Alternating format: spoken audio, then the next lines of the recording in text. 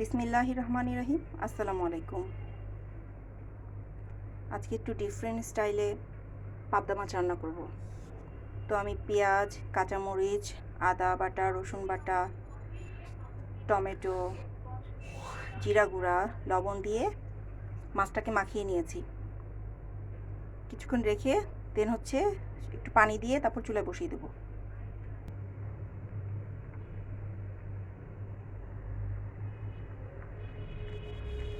বিশ মিনিট পর এখন আমি চুলাটা জ্বালিয়ে দেব আর সামান্য পানি দিয়ে দিব। পানি দিয়ে দিয়েছি, এখন সেদ্ধ হওয়া পর্যন্ত ওয়েট করব।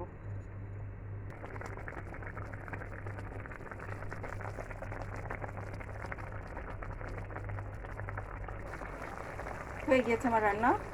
এখন ধনিয়া পাতা দিয়ে নামিয়ে ফেলবো।